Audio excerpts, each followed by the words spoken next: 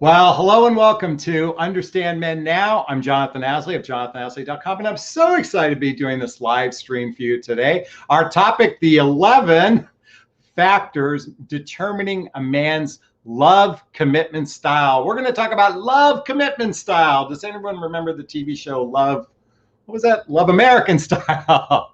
Really quickly, if you're brand new to my YouTube channel, please hit the subscribe button, hit the bell so you can be notified of new videos. And if any time during this video the content resonates with you, please do me a favor and hit that like button so I can be seen in the YouTube algorithms.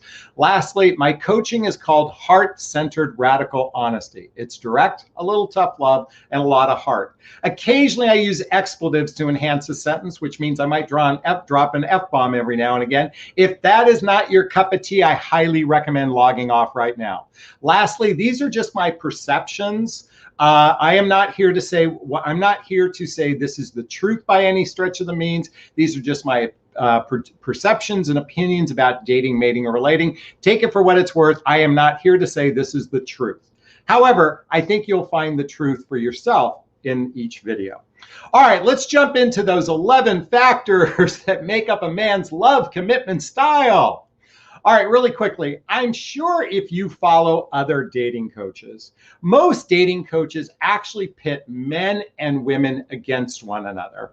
Let me repeat that. They actually pit men and women against one another, especially using the narrative centered around three basic principles related to the instinct of a human being, the biology of a human being, and the socialization of a human being. Let me repeat that. The instinct, biology, and the socialization of a human being.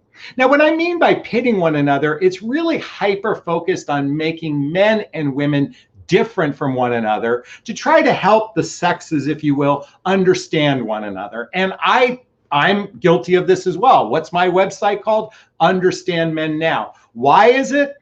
I'm going to tell you.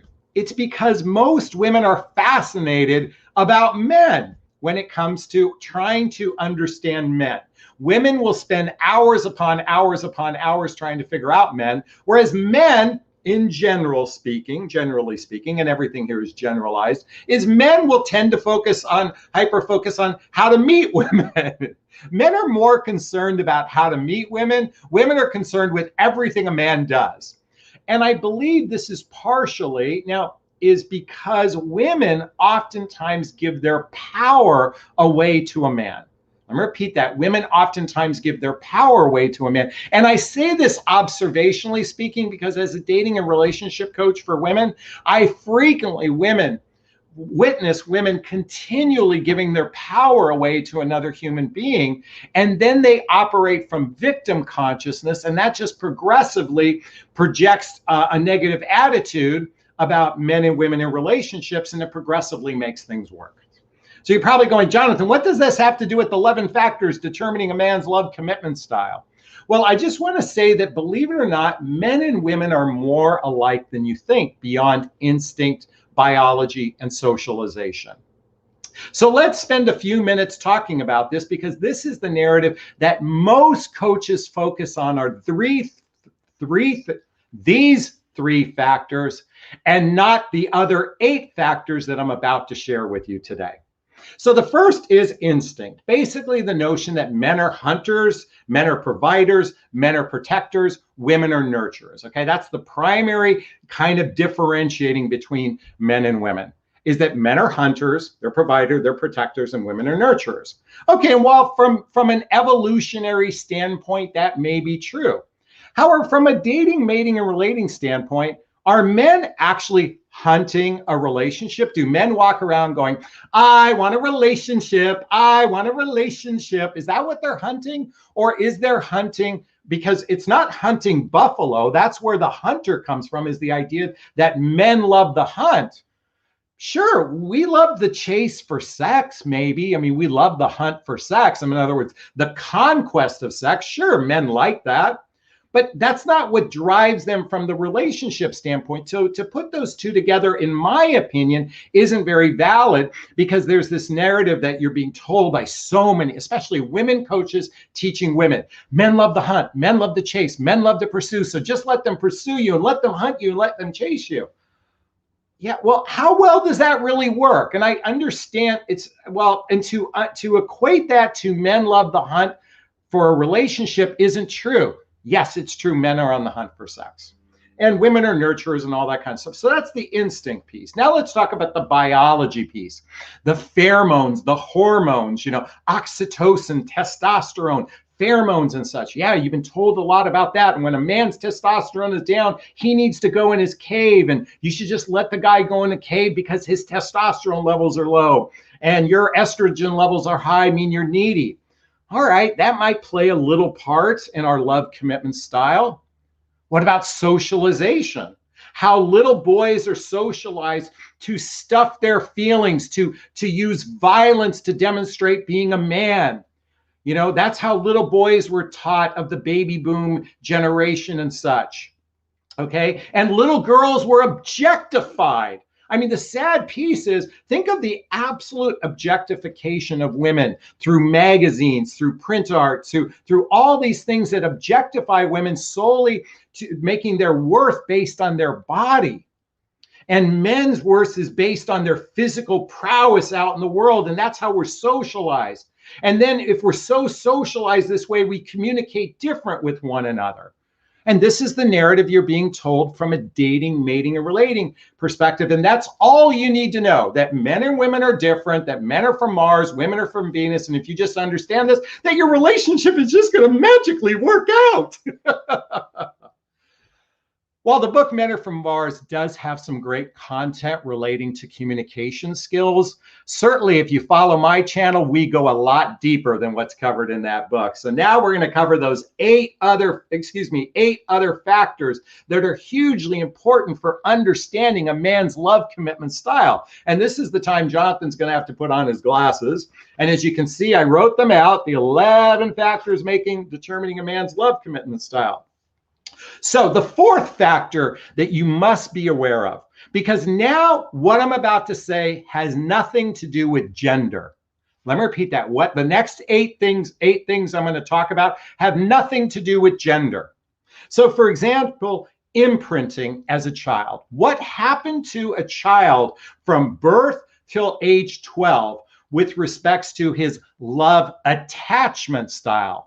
If you're not familiar with the book by Amir Levine and Rachel Heller, the book Attached, I highly recommend reading Love Attachment Style for understanding love attachment style, because how we attach to another human being is actually predicated on what happened in our imprinting as a child.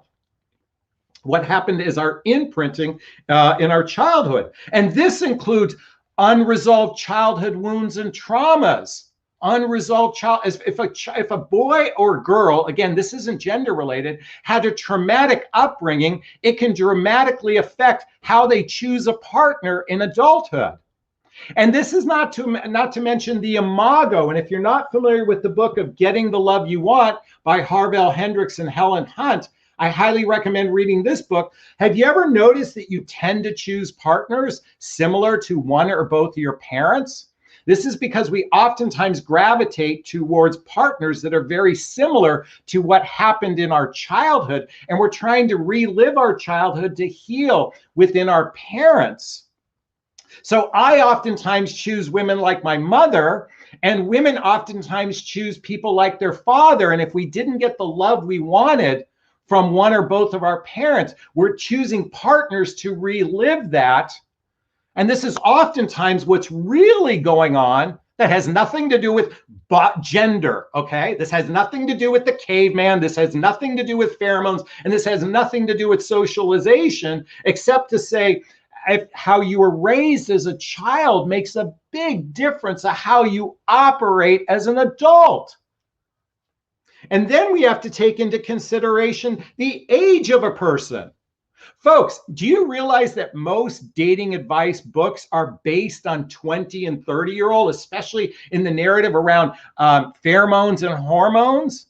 Because as people age, for our demographic, for those of us in midlife, which I say is after baby making years and before retirement, you can't apply dating advice you hear for 20 and 30-year-olds in the same way you can apply it to a 40, 50, and 60-year-old. So this is one, and our age, which ties into what I'm about to share next, plays a huge role in how we choose people. Because as people age, believe it or not, if they've gone through, because what's next is life experience. And by the way, I'm not relating this to gender now, because the age of a 45-year-old woman or a 45-year-old man is a lot different, how they approach relationships than when they're in their 20s, maybe seeking to raise a family, to make babies and raise a family. And so next is life experience. And for those of us in midlife, did you know 75%, this is anecdotal speaking, is that 75% of singles over 45 years old are divorced. And God forbid you had a traumatic divorce. If you had, by the way, listen, I'm going to say this a little bit arrogantly, but what I think makes me different than a lot of dating coaches out there is I've been through alimony, child support, visitation rights, family court, custody issues, just to name a few. If you're in midlife, this is the demographic that we're dealing with, and depending how, and I had a contentious divorce in the beginning of it. And if you have a contentious divorce or a negative ex, this is going to hugely affect how you choose a partner in the future. Is this sinking in? Is this resonating? And God forbid there's job loss. I mean, think about it. We had the market crash of 2008, which wiped out $6 trillion of wealth for tons of wealth was lost for the average person, not the rich people. They didn't lose any wealth. They just found a different way to make it up. And job loss, and then we just had the pandemic and such, but then there's life experiences, we have children, we basically have, we even have our baggage that comes into the play at midlife. So can you see how the dating narrative of caveman, millions of years of men being provider and protectors and women are nurturers, and then the pheromones and the chemicals of testosterone and estrogen and the socialization doesn't even compare to how fucked up human beings are as they get older. I repeat that, how fucked up they are as they get older. And then let's add into the equation culture or religion. Culture or religion. Do you realize that culturally, Middle Eastern people are different than Asian people, than they are Hispanic people or those of the African American cultures? And this doesn't include Jewish culture or people who are Christian or Muslims or atheists or spiritual but not religious, which is me. What I'm saying is our culture, that's culture and religion, make up a huge part of how we determine relationship. And the more devout someone is, they might be more restrictive in the way they approach relationship versus those that are cavalier in this sense.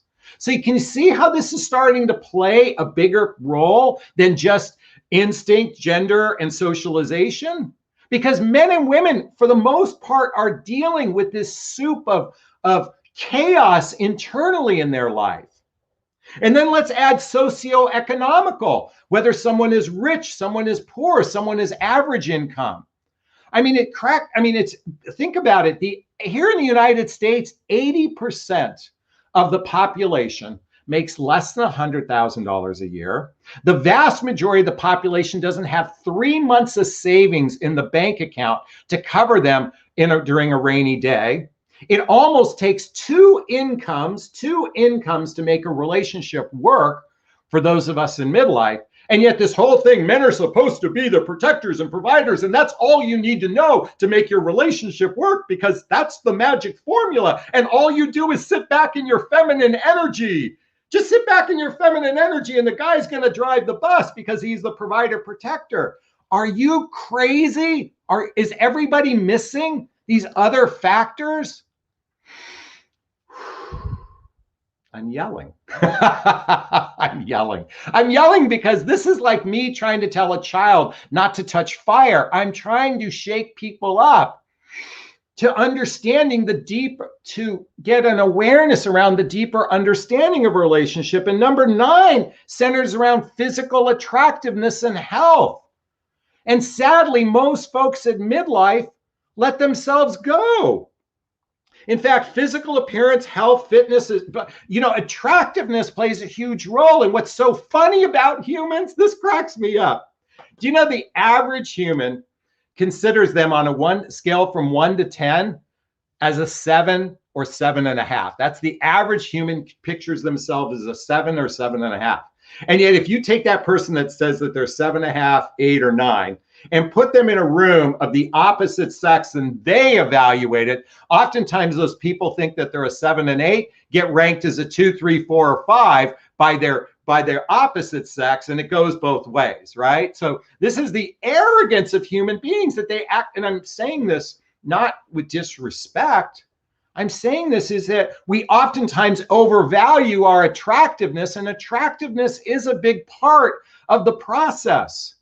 The less healthy you are, the less desirable you are to be mated with someone. And the reality is most people at midlife let themselves go. I hear this complaint from women all the time about how they see men who let themselves go. And then we have to add number 10, emotional intellect. Emotional intellect. Because intellect, whether it's, I was originally going to make this strictly intellect, because I do believe someone who's incredibly intelligent is probably a lot different someone who's struggling in intelligence. But I'm going to lean in today to emotional intelligence, your ability to comprehend communication, your ability to understand context in communication, as well as your communication skills. And this includes the desire for partnership. Let me repeat that, the desire for partnership. Here's the thing, folks. This thing is about love commitment style. Emotional intellect gives you a clue on whether or not someone desires partnership or something casual. Let me repeat that, partnership or something casual. So someone's emotional intellect is going to play a huge role, because those that have a higher emotional intellect are going to be more transparent in the process, meaning if it's material to the relationship, they'll share it with their partner, versus those that have low EQ.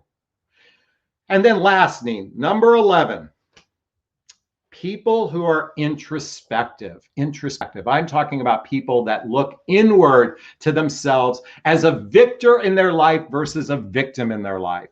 Sadly, most human beings are suckling on the nipple of victim consciousness, suckling on the nipple of, I need you to love me to feel good about myself. And they're not looking inward from a capacity of self-love. And this is why I wrote my book, What the Heck is Self-Love Anyway? What the Heck is Self-Love Anyway? There's a link below to get a copy of my book.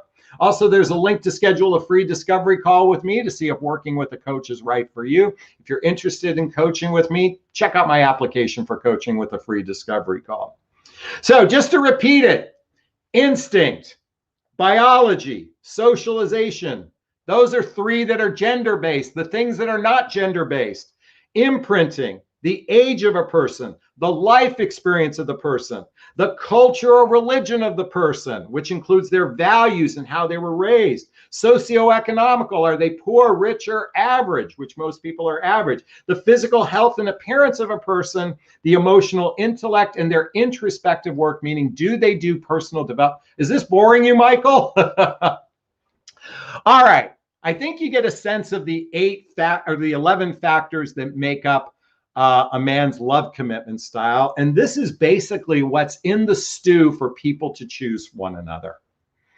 And my hope is you have a greater understanding than the whole narrative that men are from Mars and women from Venus, because the reality is most humans, men and women alike, are actually more alike than you think, because of imprinting, because of their life experience, because of their age, because of their culture, because of their physical appearance and everything. Men and women, my recommendation is to stop the divide between the genders and find the commonalities between genders. This is why I highly recommend reading the book, If the Buddha Dated. This is a great book to understand it from a spiritual perspective and not the narrative you're being sold by so many of the other coaches that are focused on the caveman biology and socialization.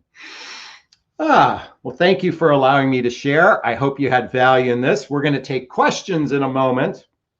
But before we take questions, I have a couple things to share with you all. Everybody's been asking me about the ring I wear. By the way, this is my right hand, folks. This is my right hand. I wear this this ring on this finger on my right hand. It's not my left hand, based on a book a friend of mine wrote. Barbara Berg wrote the book Ring Shui, and it says how to attract relationships you want through the placement of your rings. And so I wear this on my right hand, folks, not my left hand. And it's my design is to attract my soulmate through that. All right. We're going to take questions. By the way, if you're familiar with my format, by the way, I'm going to pose a question first, but my format typically is if you have a question, write the word question in bold letters, then post your question after that, or purchase a super sticker and super chat if you'd like to ask a question. But before we start, I have a question for you, folks. Is nurturing a masculine or feminine energy? Let me repeat that. Is nurturing a masculine or feminine energy? For those that are on the live chat, please post in a comment. I'd like to hear your thoughts. Is nurturing a masculine or feminine energy? And I will address that after we take a question. So let's see if there are any questions in the group.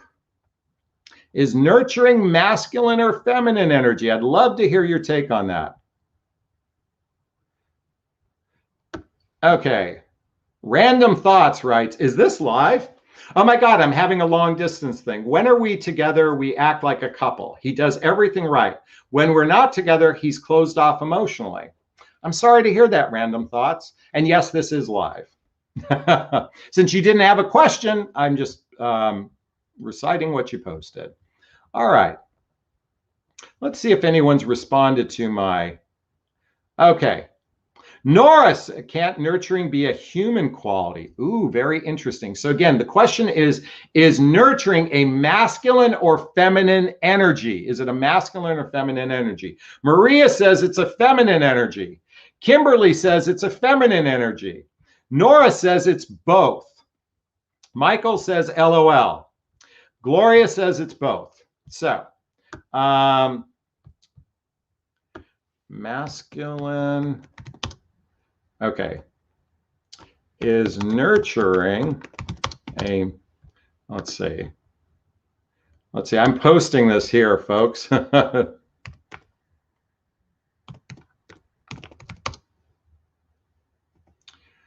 Feminine energy. All right, I'm posting it here for you all. So this is my question. All right. Oops. Is nurturing feminine energy? Oh, I'm so glad you asked, folks. This is for a clip I'm going to do later. So is nurturing feminine energy? Really quickly, here's the thing about masculine and feminine energy I wanted to lean into today. So let's just think about these words. We have man or woman, we have femininity, we have masculinity. We have masculine energy and feminine energy. And the reason why the narratives around masculine and feminine energy are thrown about is because it could be within, it doesn't matter whether or not it's in a man or a woman. Okay, let me repeat that. It doesn't matter whether or not it's inside a man or woman. And many people, especially in the dating coaching realm, highly recommend women get out of their masculine energy and their feminine energy when they're dating a man, which basically means masculine means doing and feminine means receiving. Let me repeat that. Masculine means doing and feminine means receiving. Okay? So the question is nurturing feminine energy? Now, typically when we think of nurturing, we think of a mother taking care of her children. Okay, a mother taking care of her children. So we consider that a feminine thing because it tends to be mothers doing it with their children. But a woman can be taking care of her husband because he's sick and be very nurturing. So we often think of this as feminine to be nurturing. But it's not feminine to be nurturing because we know plenty of men who are very nurturing with their children. They're very nurturing when their spouse isn't feeling well. So I want to differentiate that it's not feminine energy when a person is in a nurturing role. Okay? It's actually masculine energy because you're actually doing something. The children are sick. They're not doing anything. Okay? When they're sick, the mother goes to the store and buys the cough drops and all the medicine that they need, and they comfort the person. Or maybe your spouse feels this way. It doesn't matter if it's a man or woman, but from an energy perspective, since it's a doing, it's actually a masculine energy. Now, why am I bringing this up? It's because, folks, here's the narrative on this whole feminine energy business that I always joke about, is that 90% of the time we were always in our masculine energy. Men or women are alike. We're always in our doing. It's very rare that we're in our receiving. I think probably when we're sleeping, we're doing nothing. Okay, but throughout our day, like right now, I'm doing something. We call that masculine energy. If someone asks me a question, I'm in receiving. I'm listening energy. That's feminine energy, if we're going to call it by energy. Truthfully, I think the only pure form of masculine and feminine energy is oral sex. That's the one time that you sit back and receive, fully receive. But the reality is most humans are even bad at receiving. This is why a healthy relationship is made up of two givers and two receivers. Believe it or not, this whole masculine and feminine narrative that you keep getting sold on over and over again, ladies, 90% of the time you're always in your doing anyway. And men are always in their doing. Most people are bad at receiving. We should all be more working on how to be better receivers of love instead of hyper-focused on men are the givers and women are the I said takers. Did you see that little Freudian slip? Because that's what it feels like when someone's giving and the other person isn't doing anything. By the way, if you think about a healthy relationship, giving and receiving should be like a ping pong game. So anyway, that's my thoughts on is nurturing feminine energy. I hope you get some perspective on the whole masculine and feminine energy based on what I just shared. All right, we have a question which from a super sticker we just got. Marcia writes, question, Jonathan, after all you went through with your ex, were you able to build a friendship? After all you went through with your ex, were you able to build a friendship? Great question. So since that's personal, to the extent that we had a contentious divorce, quite frankly, I was a jerk and asshole for a big chunk of that time. Now, part of that was I lost my $250,000 a year job. I was suffering financially. The market crash of 2008 hit. I was a train wreck. I was doing drugs and alcohol, so I wasn't in a great shape back then. And we had our contention. We had our differences of opinion. I will say that it took actually probably 10 years before I helped heal that. And it was actually through my relationship with my previous girlfriend, who happened to be a therapist, who kept encouraging me to rebuild the relationship with my ex. And slowly but surely I did. And then sadly, when we lost Connor, and for those who don't know this, that's a picture of him right there. I lost my 19-year-old son to an accident a few years ago. And since then, we've had a very heart-centered relationship with one another, where we actually treat each other like family at this point. So let me repeat that. My ex and I treat each other like family, not as friends, but as family. And that's where you want, actually, if you had a long-term marriage with children, ideally, if you can find that place of love between you where you can operate as a family with one another, that's a better way to approach it than the contentious way that most people do. Does that help? I hope that answers your question. Thank you so much. Epic Mom, thank you for the super sticker. I appreciate that. All right. We have some more questions here. Zinab, I have no clue how to say your name. So question, tell me advice and tips about a relationship between a single, never married woman, 37, and divorced 2 kids man. Okay, great question. So here's the thing.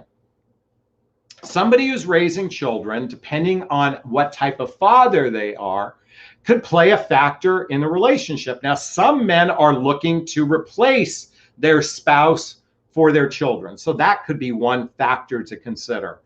Some other factors to consider is how often he spends time with his children. Does he have boys? Does he have girls? I got the sense that they're young in age, right? 2 kids are young, and most likely young at age. Some of the factors to consider is does he have a contentious relationship with his ex? How's his financial position in his life? Remember the socioeconomic I talked about? That plays a role in all of this. What was his childhood like? Did he have adult traumas? Did he have wounds? Did he have a wound from his past relationship that's affecting him currently today? All the factors I said here today that make up a man's love commitment style play a huge role. However, based on what you shared, that sounds like a good fit. 37, 43, you don't have children. If you two care about each other, I would explore a relationship. I would learn how to ask the right questions. I will tell you that most women do not know how to ask the right questions in the dating realm. They don't know how to actually, most humans do a terrible job getting to know one another. We hyper focus on, by the way, for those that know my work on the relationship iceberg, here's the image. I need to have this created. So everybody look at that. This is an iceberg. It's called the relationship iceberg.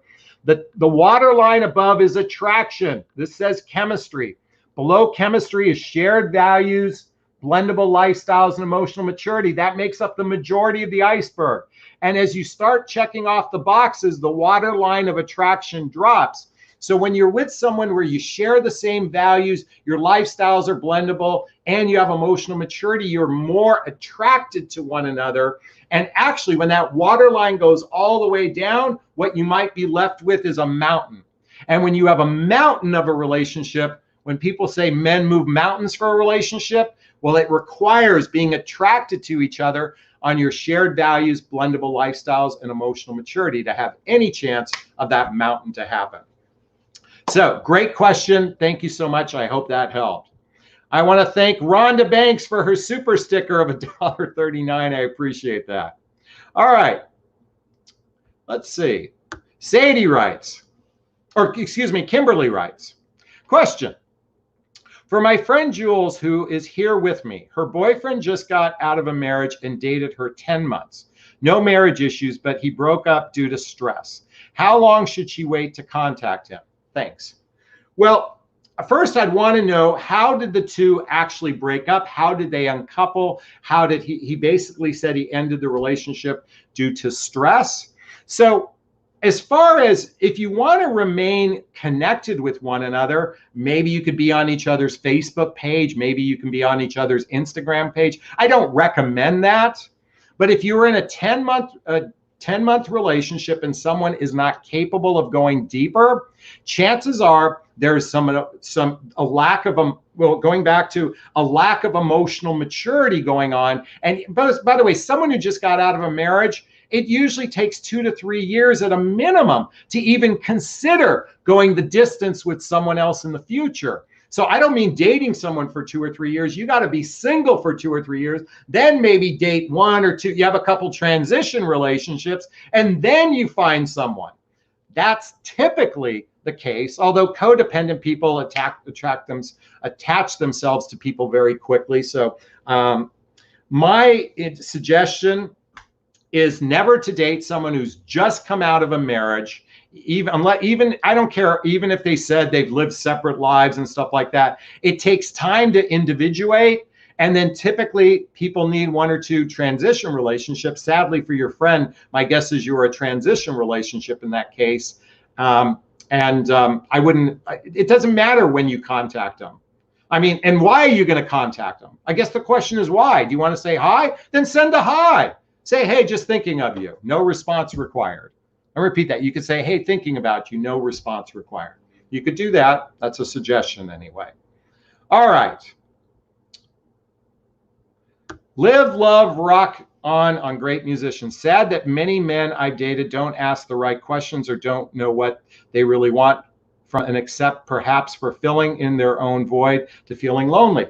Yes, men and women alike are lonely. Men and women alike are filling voids. Men and women alike don't know how to ask the right questions to get to know a human being. This isn't singular to men, ladies. You have to take ownership. Women are just as bad at this process as men.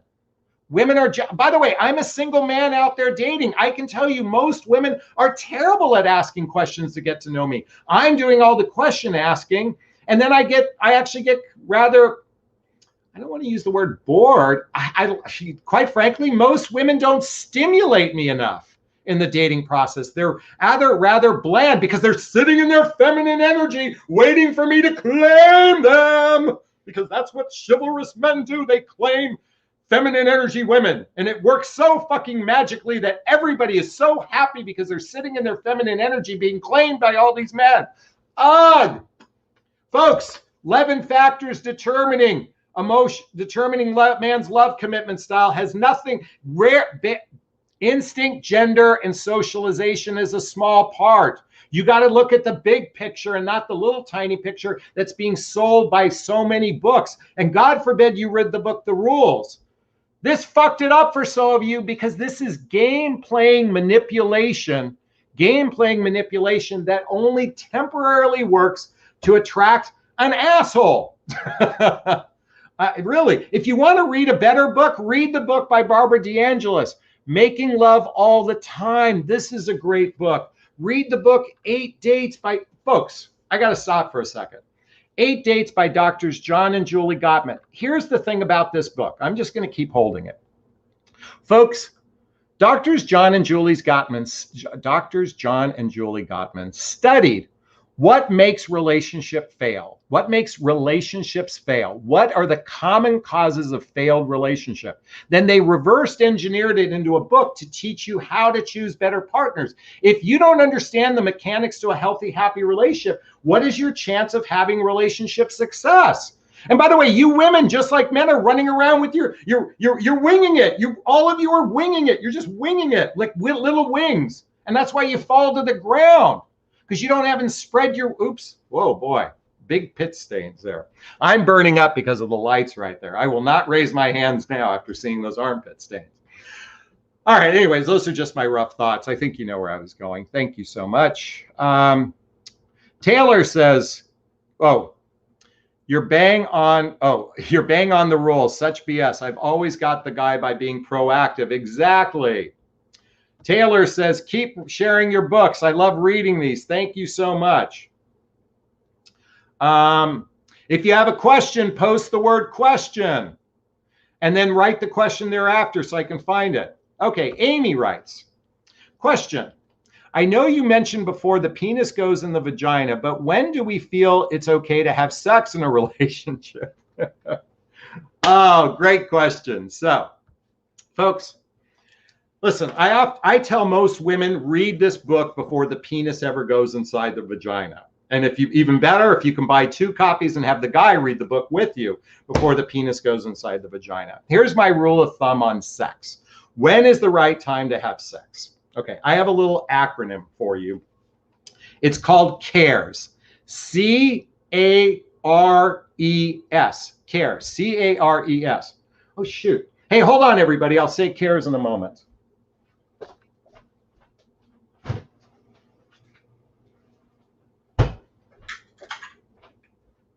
I forgot I knew I was burning up. My coffee mug says, let that shit go. All right, CARES, C-A-R-E-S. The C stands for comfortable. Do not have sex until you feel comfortable. The A stands for be aware of the consequences. If you attach quickly to a man, when you have sex, then I highly recommend being aware of that, because guess what? You can have sex once and never see a person ever again. And that could even mean if you dated for 3 months and finally had sex. The R stands for learn his real intentions. Start asking men better questions in the beginning. Not what are you looking for in a relationship, but what does commitment look like for you? Are you seeking a life partner, or are you just seeking something casual? Learn his real intentions. The E stands for exclusivity. And what I mean to say is sex, and I'm a Puritan, sex should be reserved, sex should be monogamous and reserved for people that are exploring a relationship together, and they're exclusively exploring a relationship together. And lastly, the S stands for safety. Whether it's getting an STD test or wearing a condom, be safe. C-A-R-S. When do you have sex? I don't care if you have sex on the first date, the 10th date, or wait till marriage. There is no guarantee of relationship success as to when it happens. I've known couples had sex on the first date and they're still married after 30 years. And I know people that waited till marriage and they got divorced 3 months later. CARES, C-A-R-E-S. Did that help? I hope so. Thank you, Amy. Valerie says, calm down, Jonathan. Okay. Sherry says, great topic. Thank you. Mystic with Lipstick said, I missed the beginning. Could you run through the list for me really quickly? I will run through the list. The list is instinct, biology, socialization, imprinting, age of the person, life experience, culture and religion, socio and economical, physical health and appearance, emotional intellect, and lastly, people who do introspective work. All right. Kathy says, that is so funny. Thanks for giving and taking. You're very welcome. All right. If you have a question. Jenny says, I love the clips on pets. Texted with a guy online who said he only wants a certain dog and a woman has to agree with him. My way. No wonder why this man is 51 and never married. Okay, cute. Thank you. If you have a question, post the word question in capital letters, then write the question thereafter so it's easier for me to find it. Mystic with Lipstick says, you put your vagina on lockdown, clink, clink, at least long enough to get to know him. Each person to their own. All right. Musician says, Jonathan, I'm still on my own 12 years, but not because I'm okay being alone. It's sharing and caring a beautiful connection. Congratulations to you. All right. If you have a question, post the word question. Oh, here's a question from Marion. Question, how do I get a guy I'm dating to open up about his feelings? Great question. Folks, if you want to get a guy to open up his feelings, you're going to have to start leading by example, leading by example, leading by example, leading by example. Now, most of you do a terrible job at leading by example. This is why I highly recommend getting the book Nonviolent Communication by Marshall Rosenberg.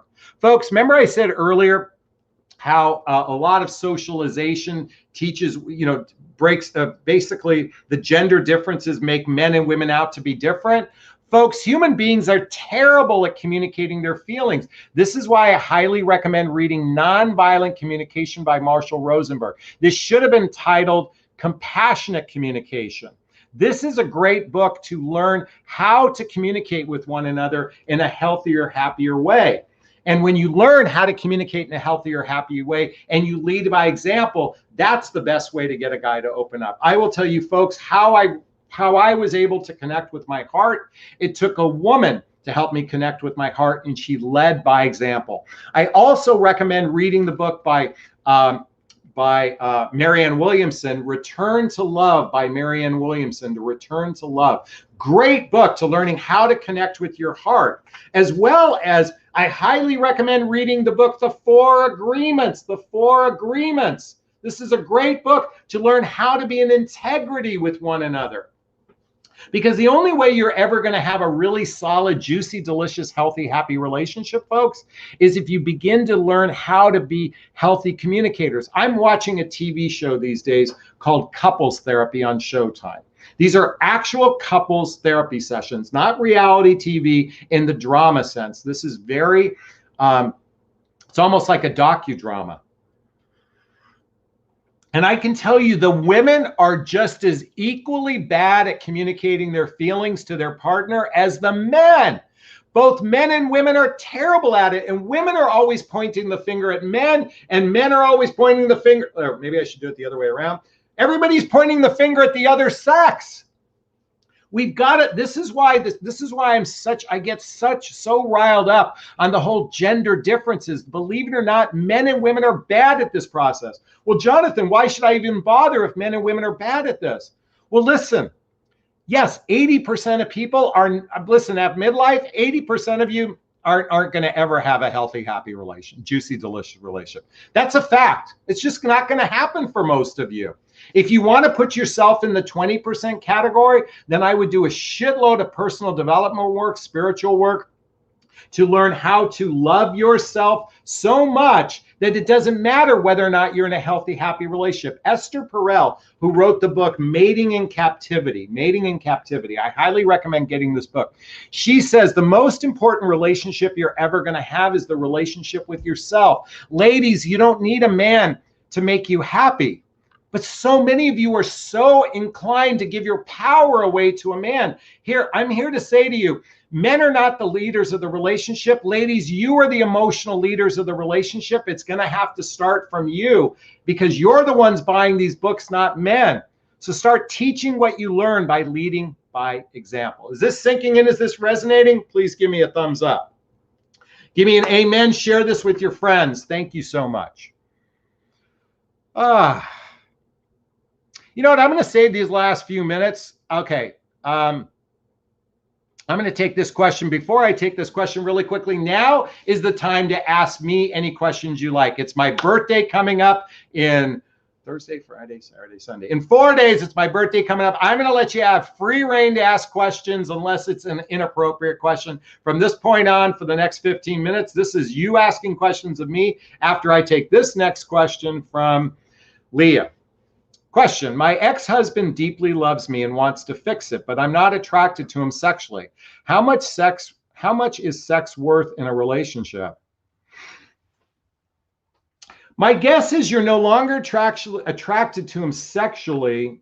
Well, you know, I mean, you got to ask that. By the way, I don't want to be in a relationship with a woman who doesn't want to have sex with me. So even if I love someone, I think sex, by the way, going back to Esther Perel, she says one of the big challenges in relationship is erotic connection. And I'm here to say, I'm here to say that erotic connection makes up a big chunk of why relationships fail. So in my opinion, if you don't want to have sex with your partner, choose a person you want to have sex with. Don't focus on what he wants. What do you want, Leah? What do you want? If you want to be with your ex-husband, go be with your ex-husband. But if you want to have sex with someone, then choose a partner you want to have sex with. At least that's my opinion. All right. Now it's time to take questions from you. Kimberly says, can I take you out to dinner for your birthday? Well, actually, I'm going to the Hollywood Bowl for my birthday. My best friend has the front box at the Hollywood Bowl, and that's where I'm going with my birthday. And I'm most likely going to bring my son Colin with me as my date. All right. Patriot Lady says, what physical attributes are you looking for a partner? Okay, physical attributes. So I've said this before. I typically am attracted to women. I'm 6'2", so I'm typically attracted to women. This is just what I'm attracted to. Women are about 5'4" to 5'8" is my average. Since the average, that's about, but I've dated women 5 foot tall and I've dated women 5'11", so that's a height kind of thing. Physically, though, I'm attracted to more of an athletic build, someone who's actually physically active, exercise on a regular basis, someone who does yoga, someone who does Pilates, someone who runs. I'm typically attracted to more of an athletic build. I don't discriminate between hair color, blonde, brunette, redheads, even gray hair. I haven't discriminated. I tend to be more attracted to auburn hair. I've always had a thing for Stephanie Powers from Heart to Heart when I was growing up. So that's been I've always liked a little bit more auburn hair with green eyes. Although I had the biggest crush on Linda Carter, Wonder Woman, brunette with blue eyes. But I'm not married to that. That's hair color. And preferably someone who's physically attracted to me. That's what matters most to me, is that we're attracted to each other. So thank you so much. Valerie says, how old are you? That says I'm perpetually 49. From this moment on, I'm perpetually 49. Rebecca says, erotic connection is huge. Exactly. Sadie says, personal question. Jonathan, do you speak Turkish? Biraz, which means a little bit. Question. What year were you born? Whatever year a 49-year-old is born at, because I'm going to be perpetually 49. Lillian says, question, what is it about your relationship with your mom that you seek relationship that you try to fix? That part was broken with your mom. So as much as my mom was a loving human being, my mother had her had her deficiencies like most people. And as a child, my mother was very emotionally unavailable. She would go emotionally distant. And as a little boy, I was always like, Mom, love me, Mom, love me, Mom, love me. So I tended to choose women who were emotionally distant and emotionally unavailable to me. And so I would try to always get them to love me, love me, love me. In other words, I need you to love me so I could feel good about myself. It took writing this, it took losing my 19-year-old son, Connor, and then writing my book, What the Heck is Self-Love, anyway, to heal that mother wound that had been in me for so very long. And then I think my mother passing away also probably contributed that as well. But thank you so much for that question, Lillian. Mystic with Lipstick says, ha, I'm a shorty, 5'2". I had the biggest crush on my friend, Terry Nunn, who's the lead singer of Berlin. She's a personal friend, and she's 5'2", and I have a big, gigantic crush on her. All right, so let's see. Question. Why is it an affair that a woman generally gets the blame for it as opposed to the man? Happy birthday for when it's... By the way, I think men get blamed for affairs way more than women. So I don't know where that's question from, but I believe men get blamed for that way more than women. That's just my perception on it. Again, if you have a question for me, post a question. Trini Setters, whatever. Question from Kim. So it's fair to assume, Jonathan, that you lacked emotional stability when you got married, hence the divorce. Oh my God. I was a child when I got married. Emotionally, I was a child. I was a child when I got married. I had no, okay, when I got married, it was programming. I was told, my folks told me to go to college, get a job, meet a girl, get married, buy a house, start a family. That was the programming. That was the blueprint that I was raised with. I'm the tail end baby boom generation. Okay, that was the narrative we were taught. So that's what I followed. I had no clue of who I was at that age. I had no clue about relationship and partnership. My emotional communication skills were weak at best at age 29 when I got married. It's no wonder we were a clusterfuck, because she was no different. She had her issues. This is what happens when young people get married. And 29 years old is basically an 8-year-old adult, because I think adulthood starts at age 21, not 18, just because you can go to war. But at 21, your first year of being an adult. I was an 8-year-old adult when I got married, not a 29-year-old adult when I got married. And by the way, I think a man should be 18 years as an adult before he should get married, and a woman should be 15 years as an adult before she get married. But that's just my opinion. That's just an opinion. All right. All right. Any more personal questions? Miss M says, question, what are your thoughts about your ideal woman? What's she like in your dreams? Great question. So my ideal woman, since you've asked, she totally is into me. Number one, she's physically attracted to me. Number two, she's into personal development. Number three, she's emotionally mature. Number four, we share the same values. Number five, our lifestyles are blendable. Number six, she's into fun and spontaneity. She's into laughter and play. We laugh and play together. She's into rootedness, being in a rooted, fully committed relationship. I have it on a bulletin board. She's a giver. She's a giver. Okay, I'd like to think I'm a giver. She's a giver. What else do I have in my bullet board? She's got depth, a level of intellect, a level of curiosity. The fact of the matter is most women don't stimulate me because they lack curiosity from my perspective. I like people with it. Here, let me read to you. By the way, I've shared this before. I'll share it again. I'm going to go to my Instagram. Okay, this is what I want, folks. It says, I hate small talk. This is what I want on a first date. I hate small talk. I want to talk about atoms, death, aliens, sex, magic, intellect, the meaning of life, faraway galaxies, music that make you feel different, memories, the lies you've told, your flaws, your favorite scent, your childhood, what keeps you up at night, your insecurities, your fears. I like people with depth who speak with an emotion from a twisted mind. I don't want to know what's up. That's the woman I'm looking for. if you want to know. Miss M, thank you so much for your question. Kimberly says, thank you for explaining about your mom. Explains what I'm looking for in a man because my dad was so tough on me. I'm also affectionate and crave affection from a man. We oftentimes choose people like our parents because we're trying to heal that. Kitty Cat says, Jonathan, sorry, I meant the other woman. Why does she generally get blamed in the affair with married man?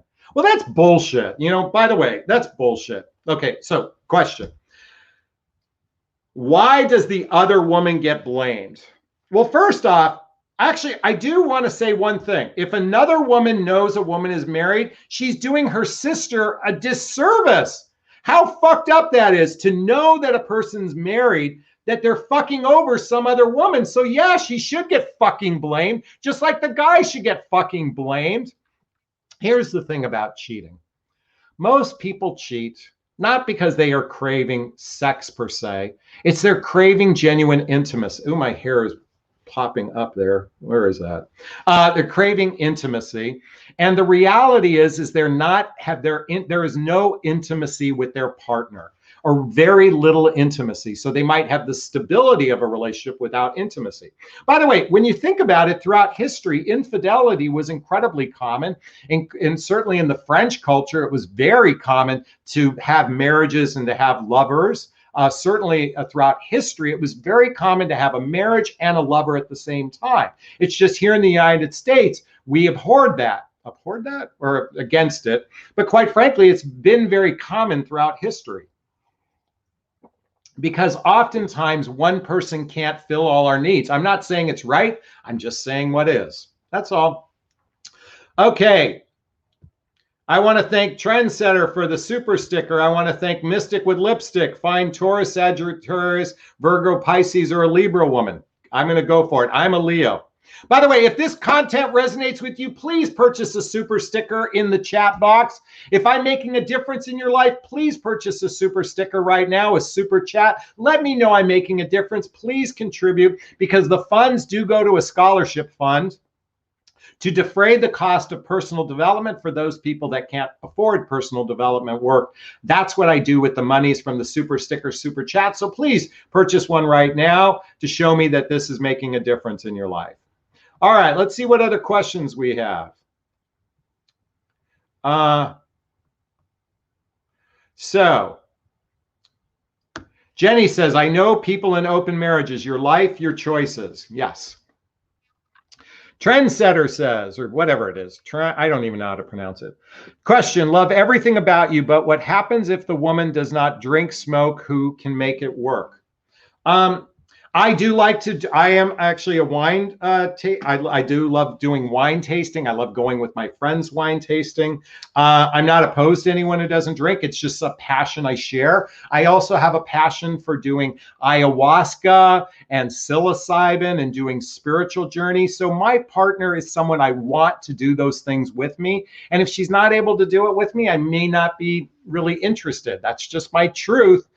Because these are things that I do in my life, and I want a partner to share the things I do in my life. That's not a deal breaker, but I'm just saying I'm more gravitating to someone who's interested in the things I'm doing, just like I'd hope she'd want me to be interested in the things she's doing. So to answer your question, that's not an absolute, but that tends to be the way I look at things. I do enjoy wine tasting, and I do doing spiritual journeys using ayahuasca, psilocybin, and any other medicine that allows me to go into a deeper level of consciousness. It allows me to break through the egoic wall, if you will. Hey, that's my truth. Oh, plus I do cannabis on a regular basis. So, but it's edibles, not, okay. I pronounced it perfectly. Great. Kathy says, too bad I'm in Texas. I'm 5'6", athletic, green eyes, fun, energetic, and I find you very handsome. Thank you so much. By the way, folks, I've lately had some stalkers lately. Oh my God, I've been having some stalkers. I've had some weird shit happening. I've had women do some, I don't even want to tell you some of the weirdness that's coming out. why I'm sharing this with you, I am very grateful that my YouTube channel is making such a difference in people's lives. I'm so grateful that I'm getting a lot of attention from many of you. This might become my dating platform. Maybe should I create a little box, how to schedule a date with Jonathon instead of a coaching session? By the way, there's a link to a discovery call for a coaching session with me, and all my other recommended things in the description, as well as my book, What the Heck is Self-Love Anyway? Do you think I should create like a win a date with Jonathon kind of contest or something like that? I say this tongue in cheek, but I might do it. Who knows? But I am looking for someone who can share my life here in Southern California, preferably, where she might even be involved in my coaching practice, where we're actually shooting videos together, talking about how our story and talking about how to really make a great relationship, because of two people who have been through the trenches. You know, when I think of relationship coaches who have been married for 25 years that have no fucking clue about online dating and swipe dating and the clusterfuck that's out there in the dating realm, I think to myself, they're giving dating advice. Look, folks, I'm in the trenches with you. It is fucked up out there. Let's get real. It's a mess out there. There's nothing easy about this. I come from a place of actual living experience and perspective, and not just blowing smoke up your ass because I got married 20 years ago and I'm giving you advice based on a marriage that happened before the internet. Okay, I'm done being pontificating. All right, I'm going to take one more question. Oh, Trendsetter says you're hilarious. Kimberly says yes, please. Absolutely. Rebecca says stalking is not okay. Thank you. Kitty Cat says, stalker's not good. I had one in 99. No, I have some weird shit going on, folks. Jenny says, yes, create a dating box on YouTube. Your catch. Thank you so much. I appreciate that. Oh, and Kathy says, men could learn so much from you. I do have a lot of male followers, Kathy, and I really do appreciate that. So thank you so much. Folks, tonight I have a call to my membership group called Midlife Love Mastery. There's a link below if you'd like to join, in the description. I have a call tonight about how to end a relationship gracefully through conscious uncoupling. If you'd like to have direct access to me on a regular basis for a nominal cost of $20 a month, as soon as this live stream's over, go to the description below to which will outline, or it's actually, the description's already there. Sign up to my Midlife Love Mastery. Join me tonight to have direct access to me on the phone tonight. All right. I'm going to wrap up this live stream today with a big gratitude to you all. Thank you so much for being on live. I really appreciate those who are listening to the recording. Know that the live chat is not available right now, but I want to thank everybody from the bottom of my heart. I'm very happy I was able to share a little bit of my personal life with you as well. I hope you found value in that. And I'm going to wrap up this video as I always do. First off, giving myself a big, gigantic Jonathon hug of self-love. I'm going to reach into the camera and give you a hug of love, if that's okay. I'm going to ask you to turn to someone, a pet, a teddy bear, a pillow, and give it or them a hug of love, because hugs are a great source of love. And let's face it, we could all use more love in our lives. Thanks a bunch. Bye-bye now. Bump, bump, bump, bump, bump. And Mary Kay says, yes, create a contest. I will. Doug says, great idea. I'll start a dating channel. Okay, bye, everyone.